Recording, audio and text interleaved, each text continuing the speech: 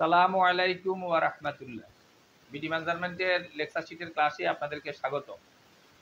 যাদের কাছে আমাদের এই লেকচার শিটটা আছে, ওনারা লেকচার শিটের আজকে ৪ নাম্বার পেজটা খুলে বসতে পারেন। আমাদের আজকের ক্লাসটা ৪ নাম্বার পেজের উপর। এখানে বলা হয়েছে একজন সার্ভেয়ারের প্রয়োজনীয় মালামাল। এর আগের ভিডিওতেও আমরা সার্ভেয়ারের মালামাল প্রসঙ্গে বেশ কিছু কথা বলছি। আজকে আমরা আরও কিছু মালামালের সাথে এরকম পরিচিত হব। আজকে আমরা সর্বপ্রথম যে মালামালটা নিয়ে আলোচনা করব সেটি হলো অপটিক্যাল স্কয়ার। অপটিক্যাল স্কয়ার একটা যন্ত্র বিশেষ যেটার দ্বারা সরজমিনের 90 ডিগ্রি কোণ তৈরি করা যায়। সরজমিনের 90 ডিগ্রি কোণ কি?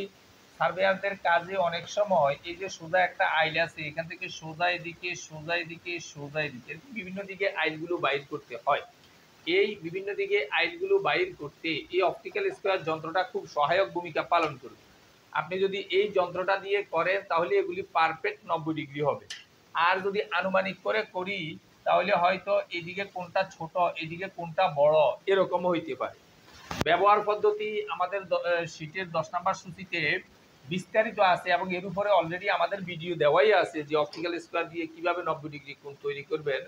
আপনারা ওখান থেকে দেখে নিতে পারবেন কিভাবে এটা দিয়ে 90 ডিগ্রি কোণ তৈরি করে। জাস্ট এটা 90 ডিগ্রি কোণ তৈরি করার একটা যন্ত্র।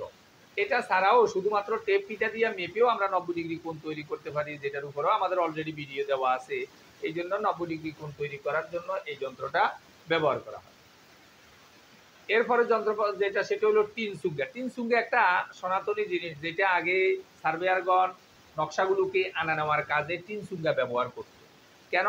নকশাটা যদি গোলাকৃতি করে না রাখা হয়, যদি ভাঁজ দিয়ে রাখা হয় তাহলে আর মাঝের রেখাগুলো নষ্ট হয়ে যায়।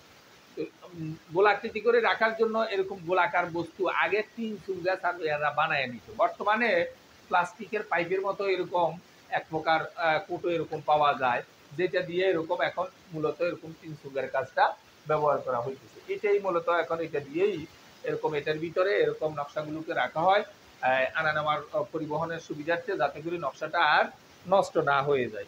এটা দিয়েই এখন এরকম টিন সুঙ্গার কাজটা চলে। এরপরে আছে বাঁশের নল।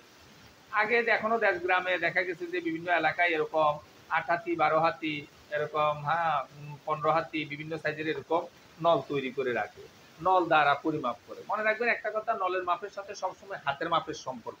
আপনি এখান থেকে এদিকে 100 হাত মাপবেন, একাত করে মাপতেছেন, এটা আপনার জন্য অনেক কষ্টকর। তার সাথে আপনি 10 হাতি একটা নল বানাইয়া নিছেন, তাহলে 10 করে মাপতেছেন, যেটা অনেক সহজ।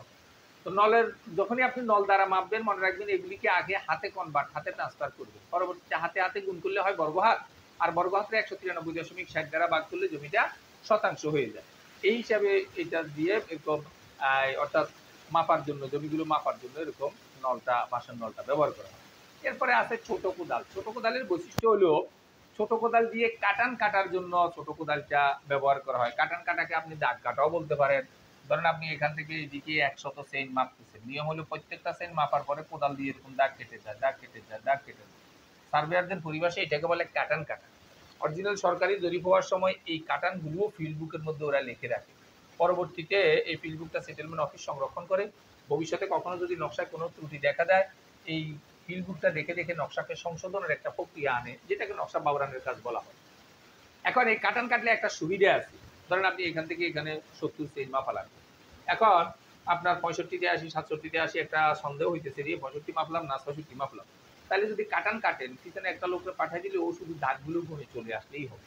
আর যদি এই কাজটা না করেন তাহলে আবার সেম ফলায় ফলায় মাপতে হয়, যেটা দেখা যাচ্ছে অনেক কষ্টের ব্যাপার, সময়ের ব্যাপার। এই জন্য সার্ভেয়াররা কাটান কাটার জন্য এই ছোট কোদালটা সাথে রাখে, বিভিন্ন দাগ কাটার জন্য এই কাটান কাটতে হবে। এরপরে আসেন পতাকা দণ্ড। পতাকা দণ্ডের কাজ হলো অস্থায়ী কিছু সীমানা নির্দেশের জন্য সার্ভেয়ারগণ পতাকা দণ্ড ব্যবহার করে থাকে। ধরেন এরকম একটা জমি পাইছেন, এটাকে বিভিন্নভাবে মাপা যায়।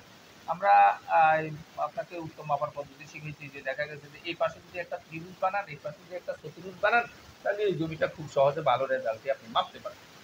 এখন দেখা গেছে যে ত্রিভুজ চতুর্ভুজ বানাইতে যাইয়া এখানে আমি বোর্ডে যত সহজে একটা রেখা টানছি, আপনি কিন্তু ফিল্ডের মধ্যে এত সহজে আইল টানতে পারবেন না। আবার ফিল্ডে এখানে কোথায় ধরছেন একটা বাঁক আছে, বোঝা যায়, কিন্তু এই সোজা রেখার মধ্যে কোথায় ধরছেন এটা বোঝার জন্য এখানে আমরা অস্থায়ী একটা ফ্ল্যাগ নিশানা পতাকা দণ্ড দাঁড় করাই দিব। কাজ শেষ হয়ে গেলে এটা উঠে নিয়ে যাবে পরবর্তী। অর্থাৎ এরকম অস্থায়ী কিছু সীমানা নির্দেশের জন্য সার্ভেয়ার পতাকা দণ্ডটা ব্যবহার করে। এছাড়াও সার্ভেয়াররা পতাকা দণ্ডের আরেকটা কাজ হলো বিতর্কিত সীমানাগুলোকে মীমাংসা করার পরে সার্ভেয়াররা ওখানে একটা পতাকা দণ্ড দাঁড় করায় দিবে। এই জন্য এরকম পতাকা দণ্ড ব্যবহার। এরপরে 12 নম্বরে আমরা দেখাইলাম কোলন একটা যন্ত্র আছে যেটা সার্ভেয়ারকে একটু কম লাগে। বাকি দেখা গেছে যদি পাহাড় পর্বত কেউ মাপতে যায়, বিভিন্ন এরকম ইয়ের জায়গাগুলো যেগুলো ঢালু জায়গা এগুলো যদি মাপতে যায় তখন ওলনের ব্যবহারটা আছে, যেটা আমরা আমাদের পাহাড়ের ভিডিওতে বিস্তারিত বলছি। সম্ভব হলে ওখান থেকে এরকম দেখে নিবে। এটা দিয়ে উপর থেকে নিচ সোজা করা যায়। অর্থাৎ আপনি এখানে একটা বাঁশ দাঁড় করে দিলেন। এই বাঁশটা কি আমার কোনাকুনি টেরা অবস্থায় আছে নাকি এটা উপরে নিচে সোজা অবস্থায় আছে, এটার জন্য এরকম কোলন এরকম ব্যবহার করে এটাকে স্ট্যান্ডার্ড একটা বাঁশ দিয়ে পিলার খুঁটি গাড়বেন, একটা পিলার দিবেন। হ্যাঁ, এখানে আপনি দেখা গেছে যে এই কোলন ব্যবহার করে সোজা করা যায়। এই যে ওয়ালগুলো দেয়ালগুলো যে রাজমিস্ত্রিরা করে আপনি দেখবেন একটা ওলন ধরে ধরে ওরা এই ওয়ালটার ইটগুলোকে সোজা রাখে। এই যন্ত্রপাতিগুলোর এই বৈশিষ্ট্য আশা করি বুঝতে পারছেন। কোনো অংশে না বুঝলে আবারও আমাদেরকে জিজ্ঞাসা করলে আমরা জবাব দেওয়ার চেষ্টা করব ইনশাআল্লাহ। ভিডিওটি ভালো লাগলে লাইক, কমেন্ট এবং শেয়ার করবেন। ধারাবাহিক ভিডিওগুলো পাওয়ার জন্য চ্যানেলটাকে সাবস্ক্রাইব করবেন। এই আশাবাদ ব্যক্ত রেখে আমাদের আজকের ক্লাসটা এখানে শেষ করছি। আল্লাহ হাফেজ।